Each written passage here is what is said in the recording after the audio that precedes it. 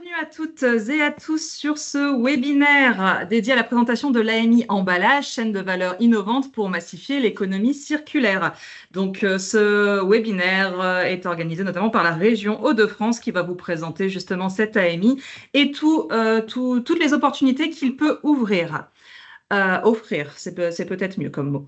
Les présentations seront assurées par messieurs Vianney De Witt et Laurent Matuzak, à qui je cède la parole dans quelques instants. Juste quelques règles vis-à-vis de ce webinaire. Je vous invite toutes et tous à éteindre vos micros. Si vous voyez que ça lag un petit peu, n'hésitez pas également à éteindre vos caméras pour récupérer un petit peu de bande passante. Comme nous l'avions dit dans l'invitation, la session est enregistrée afin de pouvoir capitaliser à l'issue du webinaire sur le replay. Et pour tout ce qui est questions, surtout n'hésitez pas, nous sommes là toutes et tous pour répondre à vos questions. Nous y reviendrons à la fin du webinaire, donc je vous invite au fur et à mesure à les écrire dans le chat.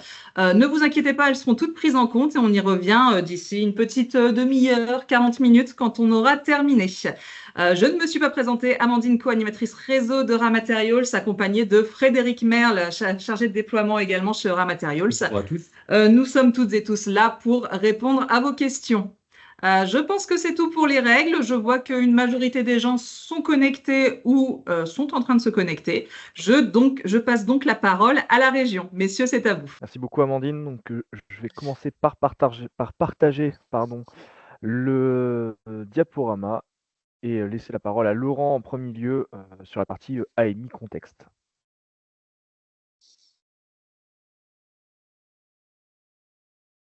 Est-ce qu'on voit bien le partage? C'est tout bon et c'est en plein écran. Tu peux y aller. Parfait. Moi, pas encore, mais bon. Voilà, ça apparaît. Bon, bonjour à tous et toutes. Donc, Laurent Matuzak à la région de France, à la direction de la transformation de l'économie régionale. Donc, je suis responsable projet sur la filière matériaux. Donc, aujourd'hui, on va vous présenter la proposition d'AMI Emballage qui vise à identifier des projets alors innovants, j'ai mis innovant, mais c'est au sens innovant au sens très large du terme. Et ce qu'il faut savoir, c'est que si il y avait des projets intéressants, mais qui n'étaient pas entre guillemets classés dans le champ de l'innovation, on regardera pour éventuellement mobiliser d'autres dispositifs qui peuvent exister. Voilà. Tu peux avancer, Vianney, merci. Alors, les grands enjeux, donc j'ai voulu rappeler très rapidement en fait qu'on est dans un contexte à la fois international et national qui évolue très rapidement, avec notamment le pour l'Europe qui se décline notamment pour le sujet qui nous concerne aujourd'hui sur le volet économie circulaire, où il est pris au fur et à mesure des décisions par l'Europe, des engagements, des appels à projets et des négociations avec les États pour intégrer dans des directives ou dans leur réglementation des éléments de plus en plus contraignants sur certains sujets de l'économie circulaire et notamment, enfin de la transition énergétique au sens très large et notamment dans l'économie circulaire en ce qui concerne les matériaux, notamment le volet des emballages avec des statistiques qui montraient une explosion si on ne faisait rien en Europe, d'un doublement du volume des emballages qui devraient être traités en tant que déchets d'ici quelques années. Donc voilà, donc il y a tout un plan d'action qui est initié au fur et à mesure et donc des contraintes qui, au fur et à mesure, peuvent apparaître dans les États suite aux décisions, soit par des initiatives nationales ou au travers de la transcription de directives. Donc, il y a aussi le nouveau plan d'action en faveur de l'économie circulaire qu'a lancé la Commission européenne. Donc, là aussi, on a un peu leur vision pour plusieurs années sur des sujets de l'économie circulaire. Vous avez les feuilles de route nationales et régionales de l'économie circulaire, avec la région qui est en train de travailler actuellement pour d'ici la fin de l'année, avoir une version 2 de sa feuille de route régionale économie circulaire. Vous avez bien sûr entendu parler de la loi GEC et les nombreux changements qu'elle intègre, notamment dans les sujets liés aux emballages, avec selon les typologies soit d'emballage, soit de matériaux, soit d'usage, avec des contraintes qui sont plus ou moins importante et qui de toute façon, voilà, quand on voit tout ce contexte, on voit que les choses vont continuer à évoluer.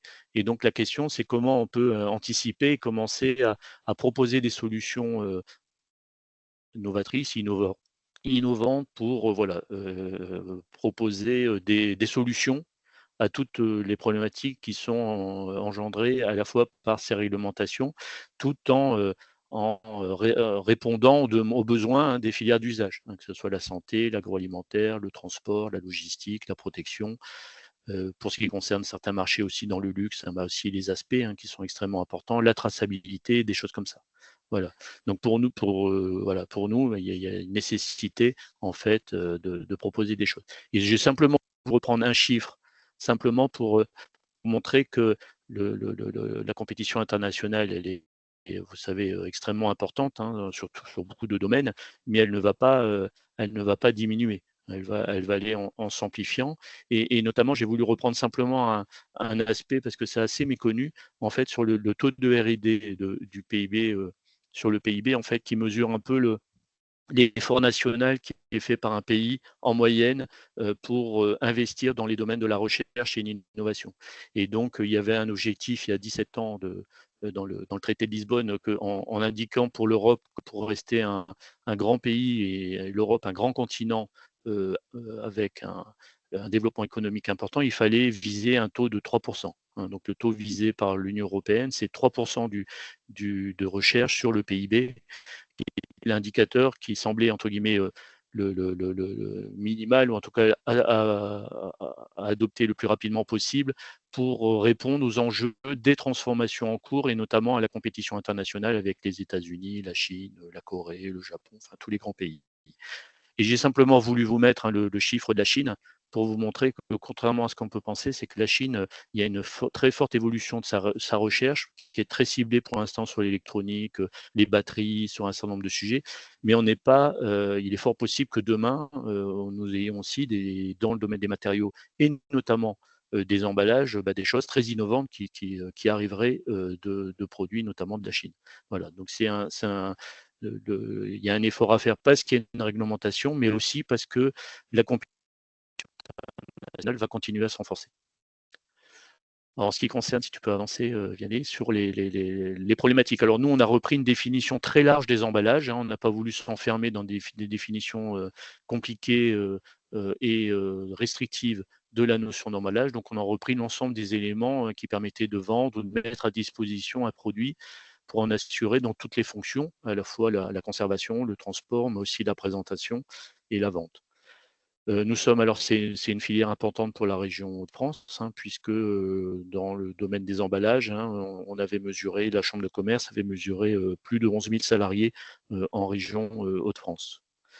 Et donc ensuite, les emballages, on ne s'est pas non plus enfermé sur le type de support de contenant, hein, donc on a retenu, enfin potentiellement, à la limite, on considère qu'on pourrait innover un peu sur des formes en fait très variées de contenants. Donc ça peut être des bouteilles, des conteneurs, des canettes, des boîtes, des sacs, des sachets, les palettes, des tubes, des blisters. Voilà, donc on peut couvrir un nombre extrêmement important de formes d'emballage différentes qui sont adaptées à des formes de commerce ou à des typologies de produits particuliers.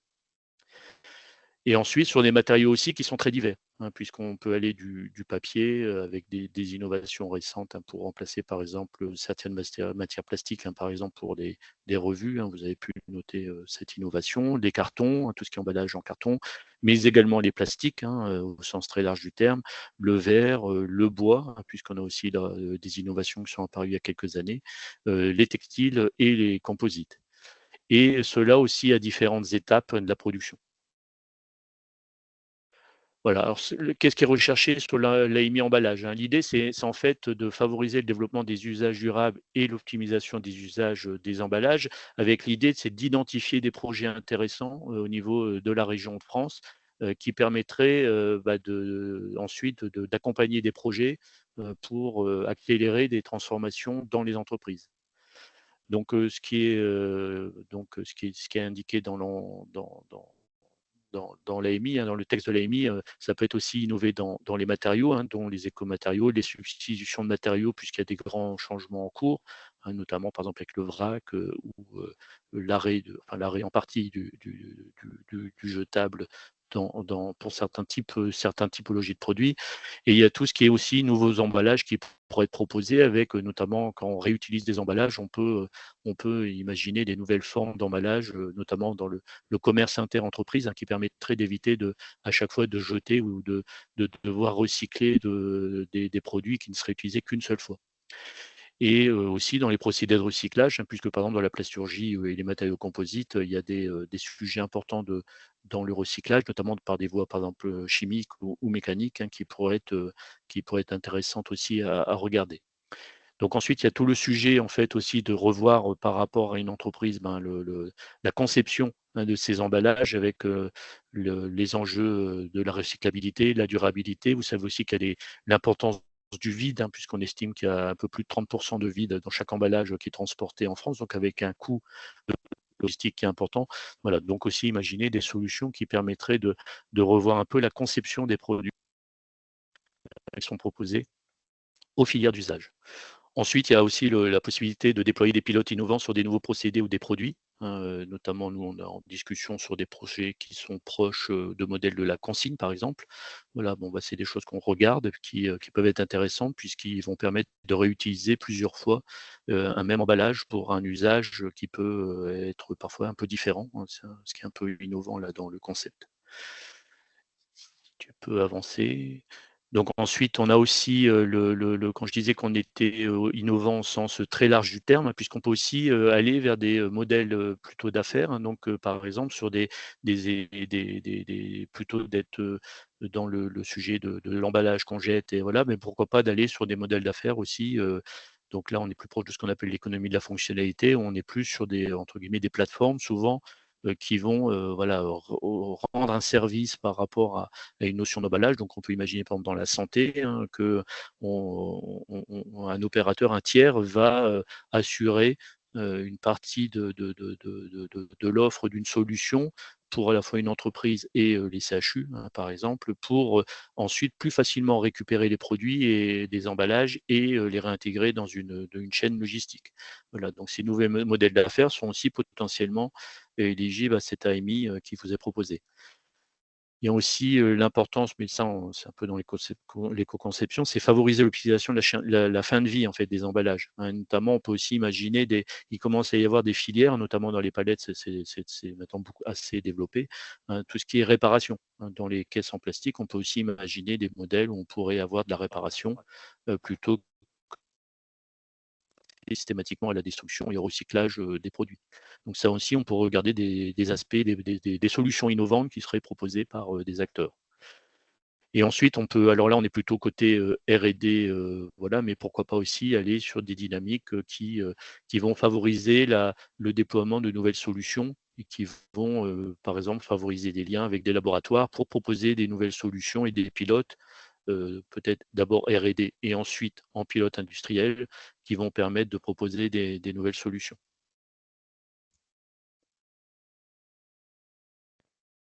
Donc merci Laurent, il me semble Voilà. que c'était tout pour ta partie.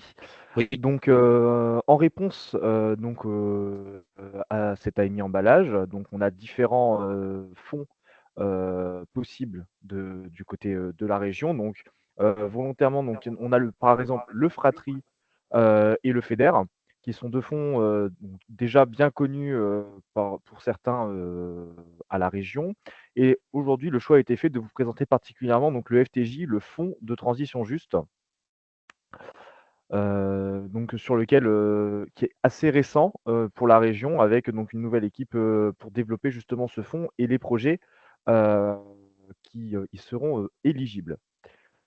Donc le FTJ a été, donc on a le territoire du 59 et du 62 qui ont été nommés par la Commission européenne. Pourquoi? Puisqu'en fait, ce sont deux territoires avec un fort bassin d'emploi et aussi fortement émetteurs de gaz à effet de serre. C'est pour cela qu'on a ces deux territoires qui sont visés. On y reviendra par la suite.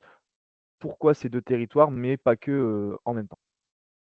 Donc il s'agit donc de développer de nouvelles activités économiques, comme l'a expliqué Laurent, l'AMI, qui a été écrit en partie aussi avec des critères permettant, l'éligibilité des projets répondant au FTJ, mais pas que. Et donc ce fonds de transition est là surtout pour, arriver à la neutralité, carbone à 2050, voilà, favoriser et financer des projets qui vont dans ce sens-là. Donc les critères du FTJ, on a tout d'abord donc ces critères-là sont, cumulatifs pour qu'un projet soit éligible au FTJ. Donc une meilleure utilisation des ressources, des nouveaux produits et ou services autour d'une chaîne de valeur, qu'elle soit nouvelle ou, en tout cas qu'elle, soit, améliorée, qu'elle innove sur cette chaîne, existante. Qu'il y ait des impacts donc sur le Nord et le Pas et ou le Pas-de-Calais et que ce projet, soit innovant. Et on va revenir sur chacun de ces 5 axes, dans la suite. Donc tout d'abord, une meilleure utilisation des ressources, démontrer, qualifier la meilleure utilisation des ressources. Le, FTJ a une, grande entrée matière.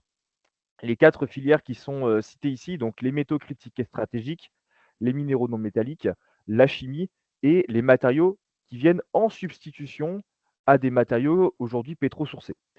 Ces 4 filières sont vraiment le point d'entrée, FTJ. C'est pour cela que Laurent rappelait, que dans le domaine emballage, il y a évidemment différentes matières qui peuvent être utilisées.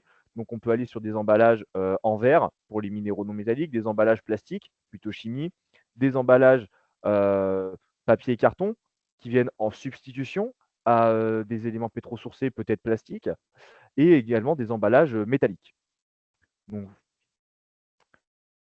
tout cela autour de nouveaux produits ou services. On a vraiment ce triptyque produits, ressources, usages qui doit vraiment être pris en compte lorsque l'on regarde un projet pour savoir s'il va être FTJ ou pas. La démarche produit ou service doit relever d'une éco-conception, comme le précisait Laurent dans la présentation de l'AMI, et s'articuler, surtout aux alentours de l'allongement de la durée de vie qui est un facteur possible, qu'on regarde, sur, un projet.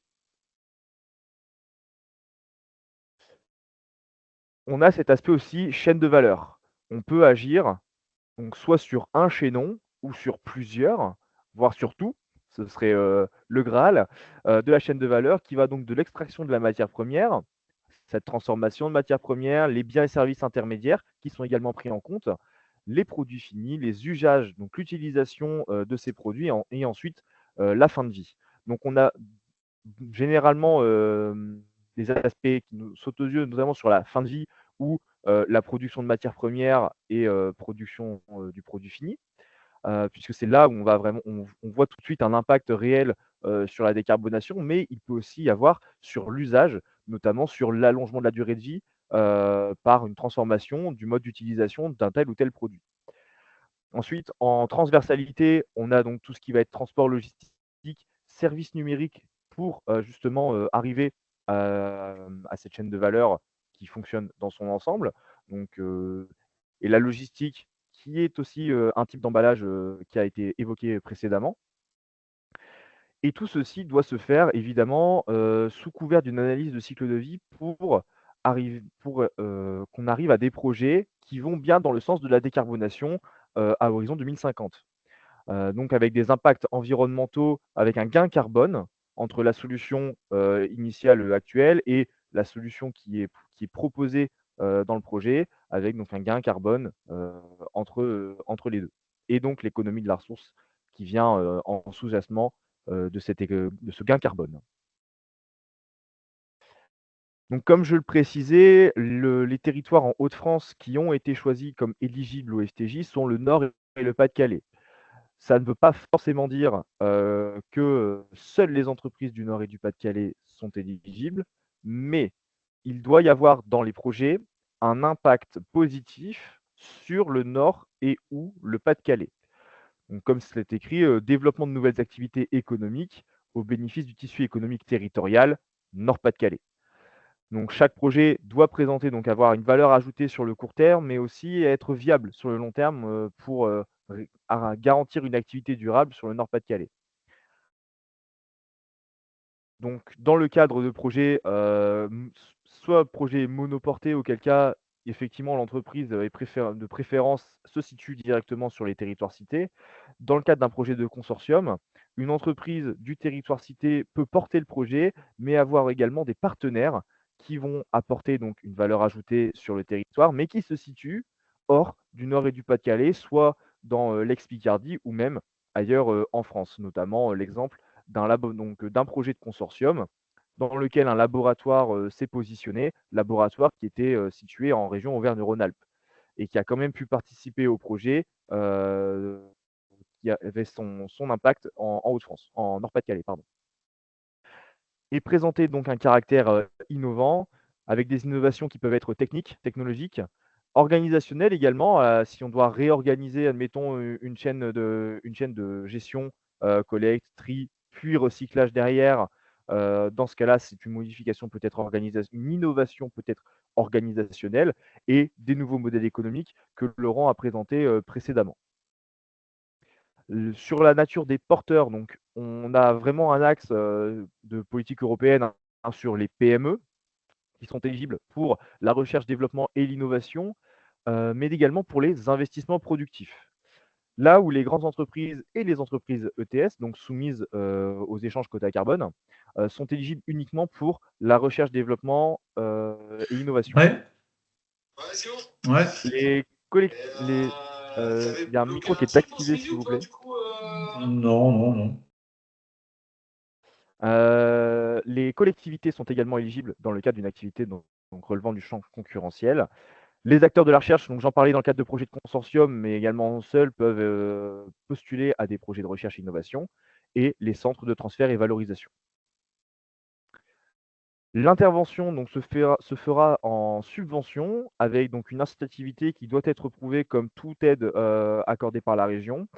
Le montant et l'intensité de l'aide seront définis donc par les régimes d'aide qui seront le plus adaptés au projet, hein, donc que ce soit le régime RDI, le régime aide de PME, le régime zone à finalité régionale ou le régime environnement, entre autres, avec un projet dont le seuil minimal des dépenses éligibles doit être de 500 000 euros.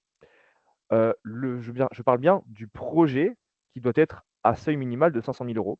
Dans le cadre de consortium avec plusieurs acteurs, chaque acteur ne doit pas avoir sa partie à 500 000 euros. C'est bien le projet global qui doit être à 500 000 euros avec un acteur 1 qui porte un projet, donc son projet à 100 000, un autre à 200 000, un autre à 50, etc. Le tout d'arriver à 500 000 euros. Je vous remercie de votre attention et si vous avez des questions, donc Amandine nous les transmet et nous répondrons avec Laurent sur les différentes questions. Merci beaucoup. Super, merci beaucoup à vous deux pour cette présentation très instructive et puis concise. Donc c'est cool, on a du temps justement pour prendre ces questions qui commencent déjà à arriver. Donc première question, je les prends dans l'ordre du coup. Est-il prévu des axes visant au réemploi en boucle fermée des emballages industriels et commerciaux par rapport à la réglementation visant à atteindre un objectif de taux d'emballage les réemployés? Oui, la partie en fait, on a repris la définition d'emballage, la primaire, secondaire, tertiaire en fait, hein, pour ceux qui retiennent un peu cette définition, cette façon de présenter la notion d'emballage. Mais en fait, on reprend aussi les emballages que j'appelais l'interindustrie, hein, donc toute la partie logistique ou entre entreprises. Effectivement, récemment, il y a aussi, de la même façon, il y a des nouvelles règles.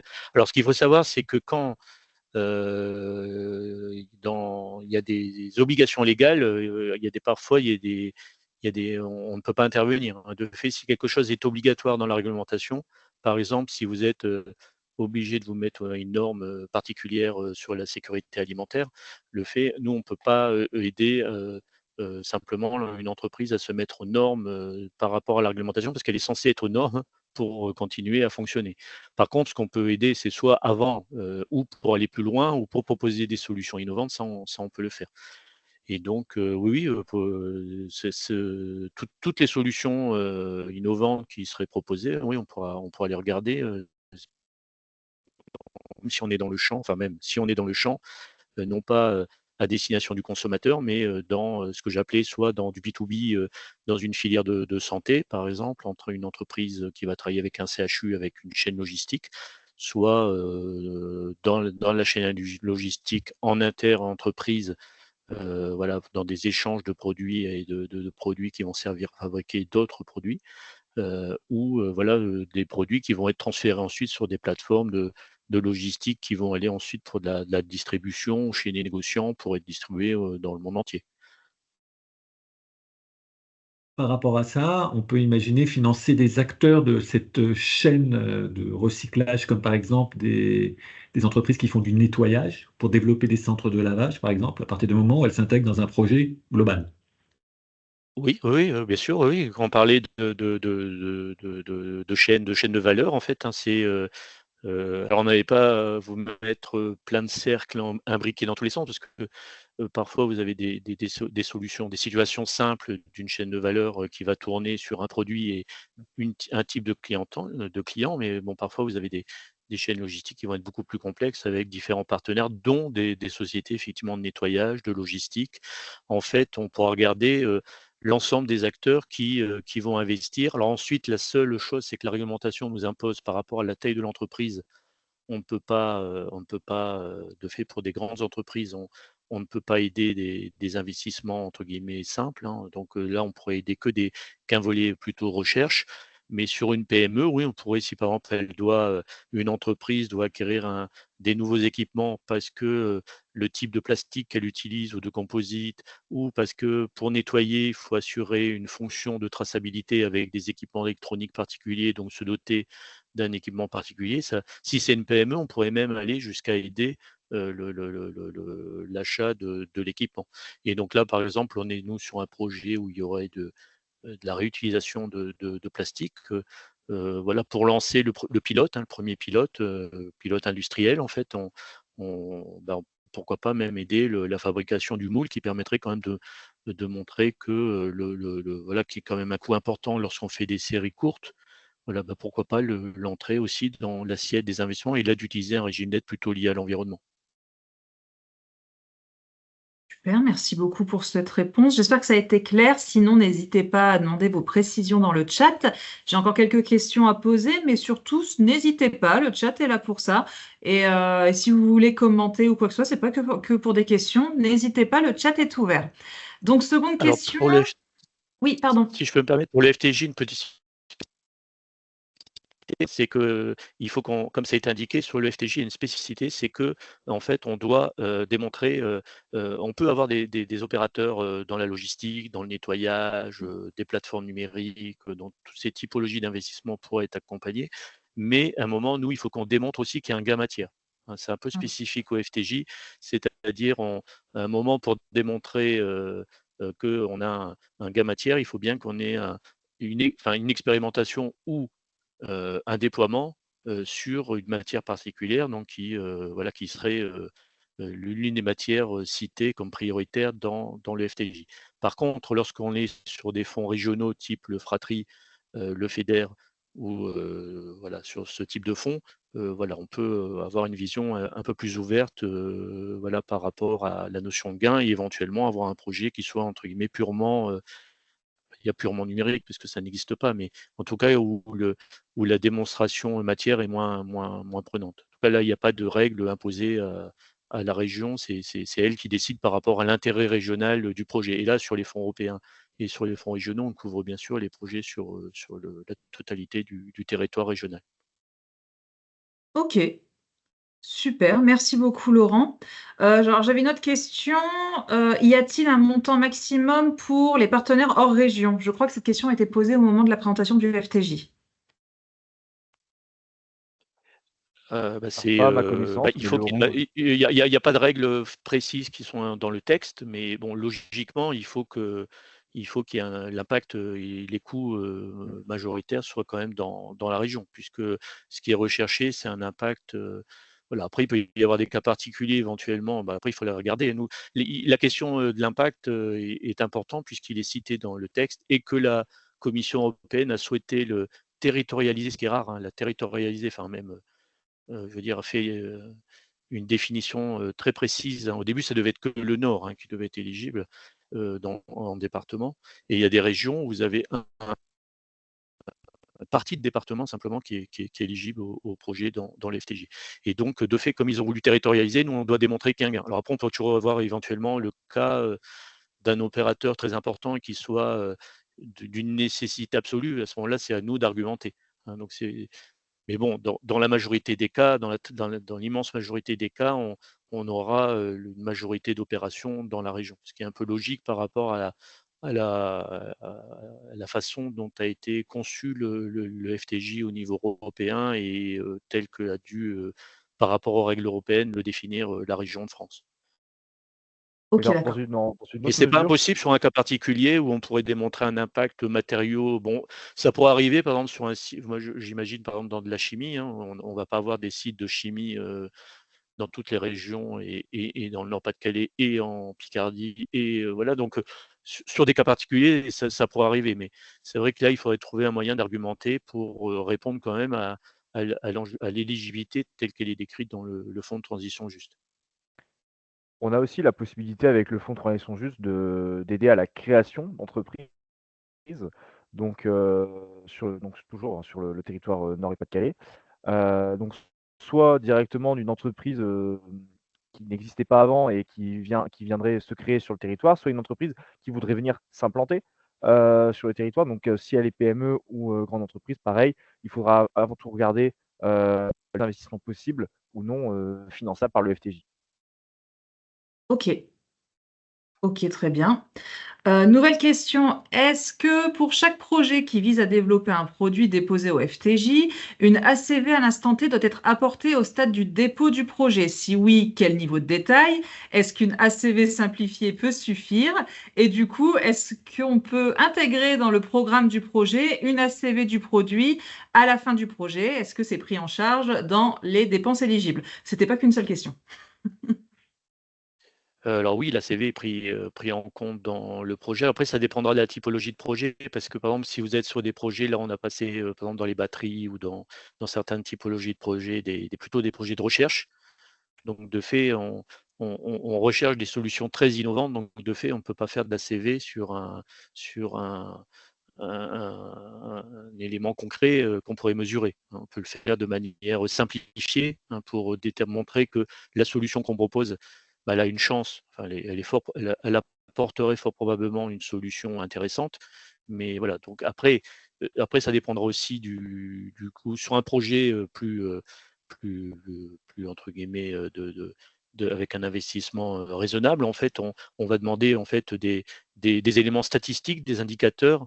Notamment, il y a une base de données à thème qui permet aussi de récupérer parfois des données, de faire des études simplifiées, rapides, qui permettent quand même de montrer que on a une chance de pouvoir démontrer qu'il y a un gain au niveau du Nord et du Pas-de-Calais par rapport aux enjeux de transition, et notamment sur le CO2 et les économies de matière.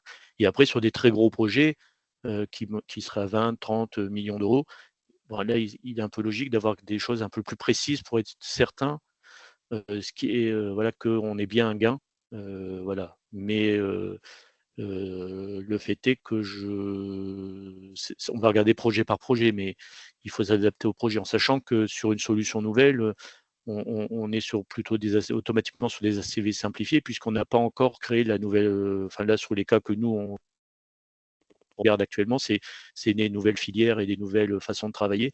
Donc, de fait, on a des simulations avec des gains estimés à partir de comparaisons, mais on n'a pas, entre guillemets, un vrai ACV. Mais dans le projet, il est proposé un vrai ACV, ce qui nous permettrait, nous, de financer de manière plus importante un déploiement en phase 2 avec la preuve, la démonstration concrète que ça a apporté un plus et que donc la phase 2 de déploiement pour aussi l'accompagner au titre du FTJ avec là plus potentiellement une usine en fait. Donc là, on serait sur un projet beaucoup plus important.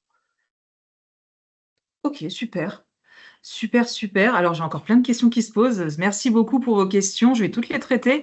N'hésitez pas au fur et à mesure à les écrire. Je les prends dans l'ordre d'apparition. Donc, la prochaine question, remarque question.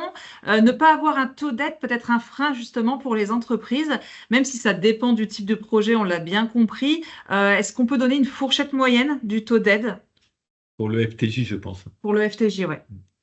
Alors pour le FTJ, en fait, on reprend la réglementation. Donc souvent, comme on est des solutions souvent qui sont un peu novatrices, souvent, enfin moi pour les dossiers que j'ai vus, on est sur des taux qui vont quasiment au maximum des possibilités offertes par les régimes d'aide. La difficulté que l'on a sur l'AMI, c'est qu'on n'est pas sur un appel à projet avec un fonds dédié qui finance une typologie très précise de projet.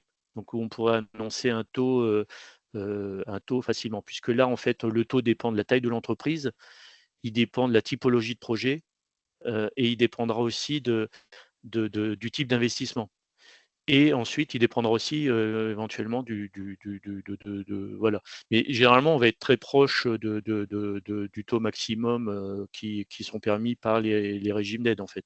L'objectif, c'est vraiment surtout que là, sur le FTJ, il y a des disponibilités financières importantes. Donc moi, pour l'instant, les projets que j'ai vus, ils étaient, je n'ai pas vérifié, mais ils étaient très proches ou à la limite maximum du taux d'aide qui sont autorisés.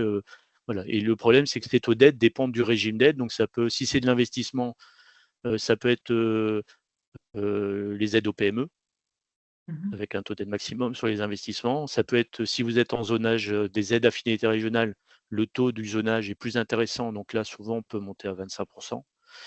Si vous êtes sur des aides à la recherche, les aides, ça dépend si le projet est collaboratif, pas collaboratif, de la taille de l'entreprise et du niveau de R&D. Donc ça va en gros de 25 à peu près 60%, même plus parfois, selon la taille pour des TPE, des très petites entreprises. Et après, quand on est sur le régime environnement, c'est encore plus complexe à déterminer parce que là, les taux sont assez élevés, ils montent entre 50 et 70%, mais c'est sur ce qui est nouveau, ce qui est différenciant par rapport à un investissement traditionnel. Donc nous, après, on regarde par rapport à la réglementation ce qui finalement est plus intéressant. Donc par exemple, un projet d'investissement d'entreprise, soit on peut retenir la totalité par exemple, de la ligne de production, si c'est une PME, soit on peut décider d'utiliser un régime environnement et de retenir simplement ce qui est différenciant par rapport à l'investissement qui a été réalisé par rapport à une chaîne d'investissement, un investissement traditionnel.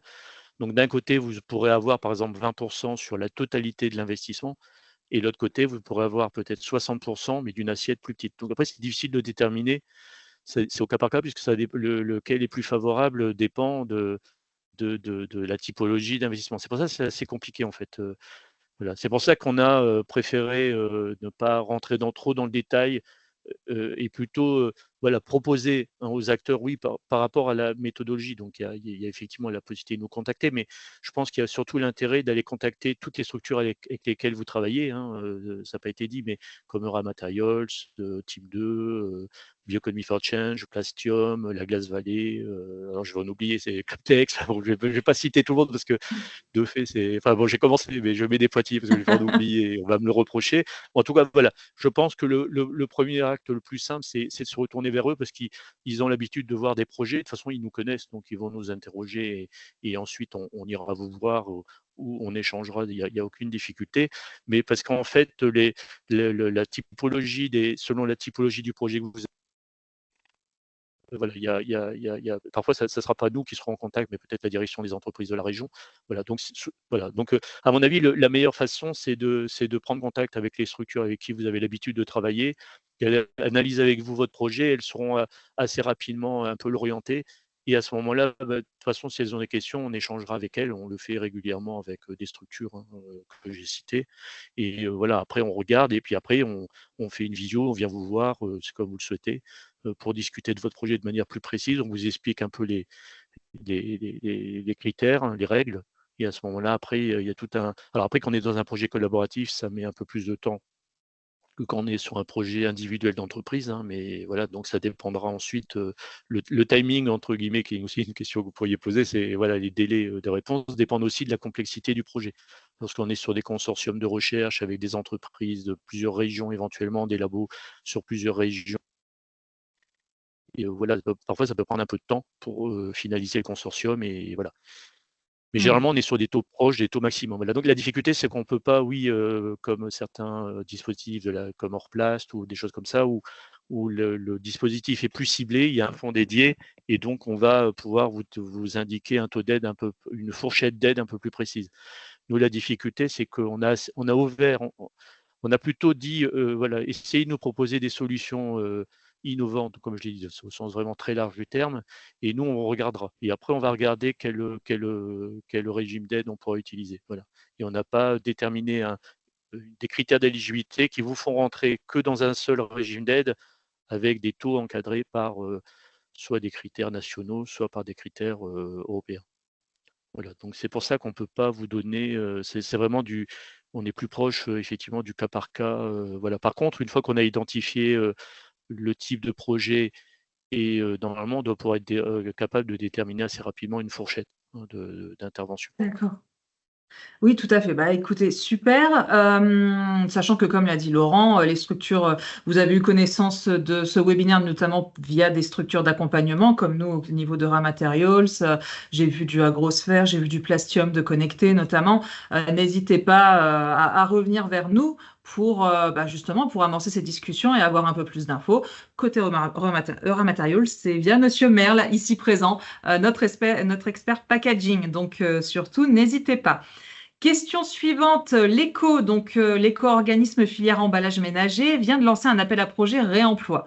Le soutien de l'AMI est-il compatible avec le soutien financier perçu dans le cadre d'un autre AAP ou le cumul est-il exclu dans votre cahier des charges? Alors non, le cumul n'est pas du tout exclu. D'ailleurs, ça fait partie aussi de la problématique pour laquelle on a laissé les choses assez ouvertes, parce qu'effectivement, il y a des projets qui parfois pourraient, entre guillemets, pas être innovants, mais pourraient être orientés sur les éco-organismes. Ou être innovants, et le fait est qu'on pourrait discuter. Non, il n'y a pas de, enfin, dans les dispositifs qui soient régionaux, européens ou le FTJ, en fait, on peut cumuler. Alors, on peut décider. Après, ça, c'est une question entre guillemets, plus d'ingénierie administrative et juridique et financière, de séparer des assiettes d'investissement, de dire, par exemple, l'éco-organisme va aider telle ou l'ADEME, telle partie, et la région ou le FTJ, telle partie, ou se mettre en situation de cofinancement. Sachant que quand on est sur une situation de cofinancement, c'est un tout petit peu plus compliqué, puisqu'il faut vérifier que les cofinancements sont là, qui n'ait pas dépassé les taux maximum d'aide. Mais en fait, ça, c'est un travail qu'on fait habituellement pour tout projet. Mais effectivement, avec le développement des éco-organismes, enfin, nous, sur des projets des entreprises qu'on doit aller voir, souvent, on doit regarder à chaque fois est-ce que ça rentre ou pas dans les règles d'un éco-organisme, et ensuite est-ce que le taux d'aide de l'éco-organisme est au taux maximum qui est autorisé par la réglementation. Et après, il n'y a pas d'impossibilité juridique tant qu'on respecte le taux maximum d'aide autorisé pour de projet. En fait, on reste dans un cadre légal, donc la région peut le décider. Top, merci beaucoup. Est-ce que le développement de la consigne vert des emballages ménagers pourrait être éligible?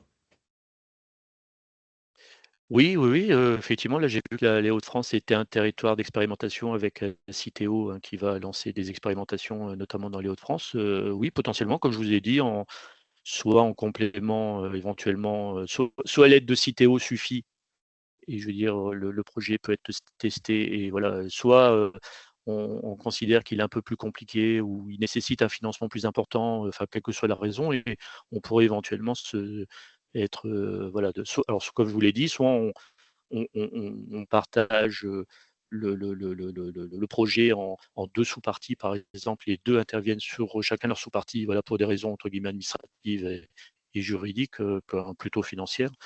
Soit on cumule, et en fait, tout en respectant le taux d'aide maximum qui serait autorisé par la réglementation. Donc là, on est dans le même cas, mais oui, c'est possible. La seule chose, c'est que nous, on va devoir démontrer qu'il y a un gain matière, bien sûr, sur le verre, hein, c'est-à-dire que c'est pas parce qu'on fait de la consigne que finalement, à la fin, on arrive toujours à démontrer qu'il y a un gain, hein. Ça dépend aussi des conditions de mise en œuvre, notamment alors là, on est plutôt sur la partie logistique, hein, puisque de fait, on a une matière qui est un peu plus épaisse au départ. Donc, de fait, on a, entre guillemets, un surcoût matière au départ, mais et les gains vont venir en fonction du nombre de rotations du produit. Voilà. Et donc, après, là, il y a des calculs à faire par rapport au volume de produit estimé qui va être défectueux, donc de fait, qui partira en recyclage. Et après, ce qui est important souvent dans ces modèles, c'est la distance beaucoup de distance. Voilà, donc l'intérêt de la solution qui est testée là par Citeo avec une demande qui avait été faite par les professionnels du verre, c'est en ayant des emballages qui soient avec des contenants qui étaient normés. Ça permettrait aussi d'éviter qu'on soit obligé de renvoyer, par exemple, un produit qui a été fabriqué en Grand Est et vendu en Hauts-de-France, qu'on soit obligé de renvoyer en Grand Est. Ça permettrait de le retraiter en local. Donc, ça permettrait peut-être de faciliter la démonstration que le modèle est vertueux, en fait, d'un point de vue CO2 notamment. Ok. Là, on a parlé du verre, maintenant on va parler du bois.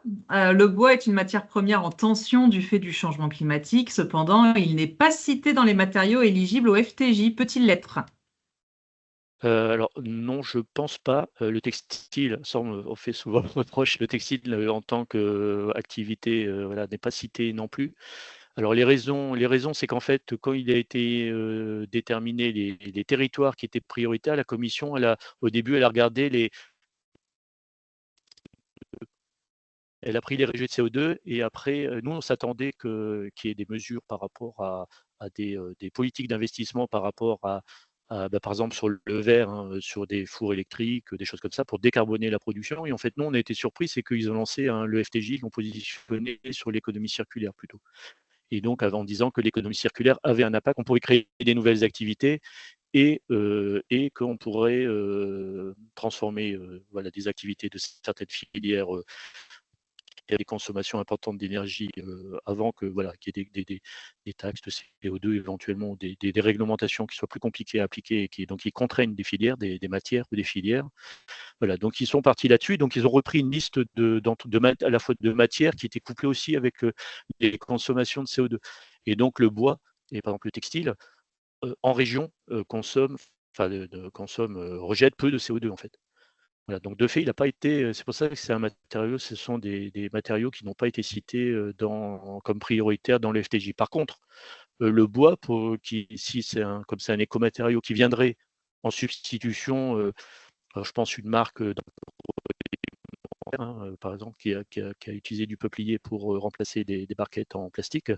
De fait, là, on peut démontrer un gain matière et le fait en fait, on pourrait justifier du gain matière sur le volet plasturgie, plastique, sur l'une des matières plastiques, et donc à ce moment-là, dire que ça apporte un gain et justifier d'accompagner le projet.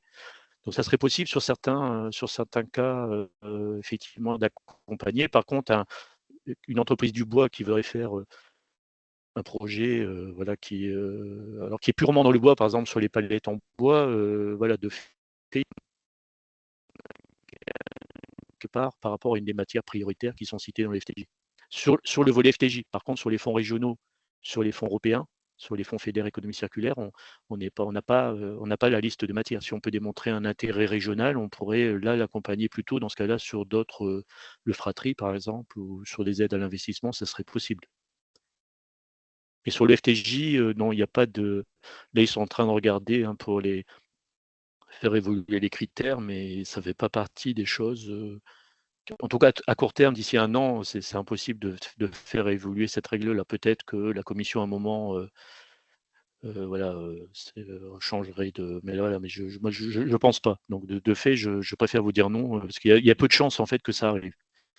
C'est possible, mais il y a peu de chances. Donc, de fait, s'il y a un projet vraiment intéressant, on le basculera on le mettra pas sur le FTJ, mais on le basculera sur des fonds régions ou des fonds européens.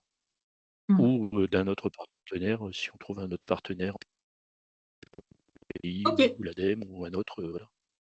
On en revient à ce qu'on se disait tout à l'heure. Surtout, n'hésitez pas à vous rapprocher de vos structures d'accompagnement qui sauront vous orienter vers les meilleurs dispositifs en lien direct avec la région.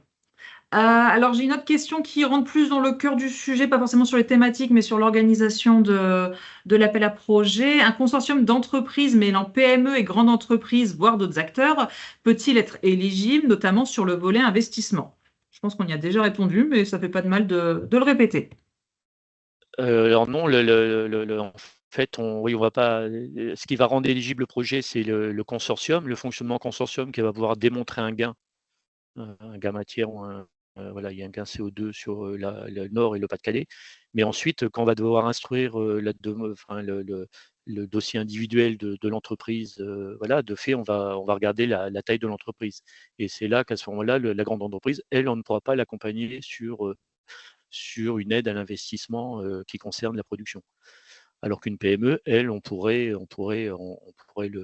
faire. Voilà. Donc de fait, non, le fait est que c'est vraiment, enfin, en tout cas pour l'instant, c'est un point, non, qui n'est pas ouvert, en tout cas en ce moment, par rapport aux discussions qui sont engagées sur l'évolution des critères. Ok, alors on l'a évoqué un petit peu rapidement tout à l'heure avec les taux. Cette fois-ci aussi, quel est le délai moyen entre les premières discussions et les décisions? Bah, justement, ce que je disais, quand c'est une entreprise, alors nous, on va savoir qu'il y a deux directions, hein, par exemple spécifiquement sur les FTJ, hein, parce que là, mais bon, c'est un peu valable pour tous les typologies de projets à la région. Soit on rentre dans un dispositif qui est défini assez précisément, type une aide à l'investissement des entreprises, des PME, ou sur un projet d'entreprise qui va être intégré, par exemple, dans le cadre du FTJ, sur un projet FTJ.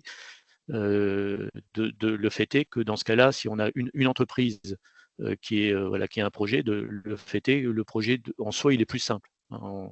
Donc de fait, l'instruction ira beaucoup plus rapidement que si on est sur un consortium avec deux laboratoires. Enfin, on a des consortiums comme ça, avec deux laboratoires et deux grandes entreprises, par exemple, dans certains que j'ai. Bon, de fait, il y a quand même ce qui est un délai qui irrépressible de discussion par rapport à qui fait quoi. Voilà. Alors, et ensuite, simplement, vous rappelez une règle importante, hein, pour les aides. J'en profite parce qu'il y a beaucoup de chefs d'entreprise, hein. Ce qui est important surtout, c'est, avant de lancer les commandes et les investissements, c'est toujours de faire un courrier, en fait, à un moment. Donc, voilà. Donc, à un moment, vous pouvez avoir des discussions entre guillemets longues, mais ce qui va servir en fait de point de départ, hein, ça sera le courrier de sollicitation de l'aide avec des critères un peu précis sur le contenu du courrier, mais que connaissent les acteurs qui travaillent avec la région. C'est qui va permettre en fait de dire, si vous faites un courrier lundi en disant j'ai un projet d'entreprise qui concerne, ça voudra dire qu'on pourra regarder tous les investissements, que ce soit de la recherche, des investissements matériels, à partir de cette date-là, ce qui permettra éventuellement de prendre une date postérieure à cette date pour le début de programme, mais on ne peut pas revenir en arrière. Je le précise parce qu'en fait, pendant la crise Covid et l'Ukraine, en fait, on a eu parfois des règles qui ont dérogé à cette règle, mais il faut savoir que c'était une dérogation vraiment temporaire et que nous, on est vraiment lié à cette règle d'incitativité, hein. Donc, c'est important d'avoir l'échange avec les partenaires, mais à un moment, de voir si le projet va aboutir. Bon, souvent, ça vaut la peine pour protéger pour être sûr de ne pas avoir de difficultés juridiques, d'engager un courrier qui va permettre de de, de, bah, de respecter les règles qui nous sont imposées par rapport aux aides aux entreprises. Ok. Alors, il me reste deux questions à date. Comment les éco-organismes sont intégrés dans cette AMI? On regardera projet par projet, en fonction du Ouais. projet, de la typologie de projet. Si donc l'entreprise est déjà en relation, et soit on prendra contact et on regardera par rapport au dispositif et après on aura une discussion simplement. Mais effectivement, le fait qu'ils aient des budgets extrêmement importants et que certains lancent des AMI, effectivement, ça ajoute un partenaire. Donc ensuite, nous, ce qui est important, c'est que le projet se fasse en région, en fait, hein. Donc il n'y a pas, nous, après, que ce soit un éco-organisme, que ce soit l'ADEME, la région, l'agglomération. Je veux dire, ce qui est important, c'est que l'entreprise ait pu faire aboutir son projet, ou le laboratoire. Et voilà, après, nous, la région, là-dessus, on n'a pas de règles fixes. En fait, on s'adaptera en fonction de ce que font aussi les autres partenaires. Ok. Et donc, pouvez-vous préciser la condition d'éligibilité pour les collectivités, activités concurrentielles, point d'interrogation. Je pense que ce qu'il a voulu dire, c'était je pense, ce sont des activités lorsqu'on est plutôt sur des plateformes, des choses comme ça, de tri. Enfin, on peut, par exemple, entre guillemets, purement de service public, d'aller faire du porte-à-porte par rapport à des actions de ce type-là qui permettraient d'informer sur le tri, des choses comme ça. elle ne rentre pas du tout dans le cadre du FTJ. Il faut vraiment on est sur un volet entreprise, hein, donc du point de vue de la commission, le but c'est d'aider à la transformation soit des produits proposés ou des services proposés par les entreprises. On n'est pas du tout dans une logique d'accompagner entre guillemets le recyclage ou le tri, voilà, qui est en partie suivi par les EPCI. Voilà, donc de fait, il y a des EPCI qui ont des activités qui sont aussi réalisées par des entreprises. Donc si le projet est similaire, dans ce cas-là, s'il y a un statut de SEM, on pourra le regarder. Par contre, il faut quand même que ça soit on ne pourra pas aider toutes les typologies de projets que pourrait porter une collectivité. C'est ça qu'elle voulait dire. Parce que le texte du FTJ est vraiment orienté entreprise, hein. Il est vraiment très orienté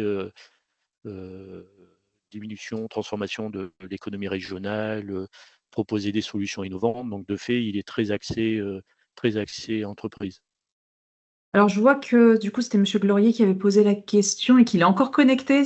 N'hésitez pas à allumer votre caméra et ou votre micro pour nous dire si ça répond bien et si vous avez des précisions à donner sur votre question, puisqu'on n'est pas sûr de l'avoir bien comprise. Oui, bonjour. Je suis un collègue de Laurent, hein, puisque je suis un agent de la région. Donc, oui, non, mais ça répond effectivement à la question, parce que dans le diaporama, il y avait une petite précision pour l'éligibilité des collectivités, et j'ai pas retenu le terme exact. Ça faisait allusion effectivement à des activités concurrentielles ou à des activités sur le secteur marchand. Je ne sais plus que la rédaction exacte qui avait été retenue. Donc, c'était le sens de mon propos, c'était préciser cette dimension. Mais oui, la réponse elle répond totalement à la question, c'est-à-dire qu'effectivement, tout ce qui releverait de l'initiative stricte de l'intérêt général de la collectivité, comme les ambassadeurs de tri, les agents de prévention ou autres, ne sont pas éligibles. Ce seraient les actions des collectivités qui s'intégreraient dans un consortium dont seraient partie prenante des entreprises privées qui pourraient être éventuellement éligibles dès lors que ça servirait la structuration du chaîne de valeur dont les entreprises seraient partie prenante. Si j'ai bien compris les éléments, mais c'était pour plus avoir une confirmation de ce que j'avais cru comprendre que véritablement une question totalement candide, mais voilà. Merci de la précision, ça me conforte dans mes informations. Merci bien en tout cas. Eh bien, merci pour la question. Oui, c'est bien ça. Oui, le FTJ en fait est vraiment orienté industrie, hein, tel que il est. De fait, on est parti des rejets de CO2 des industriels. Après, on a regardé quelles étaient les activités qui rejetaient le plus de CO2. Voilà, donc on est vraiment parti d'une logique entreprise. Donc le FTJ,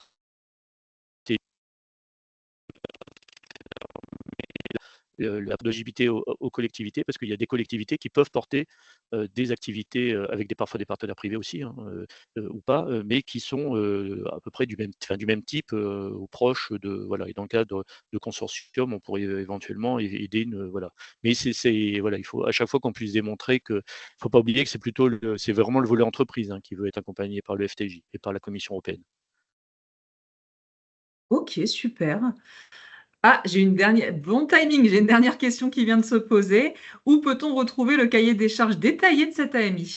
Très bonne question. On vous enverra le lien, en fait, hein. Alors, il faut savoir que la région a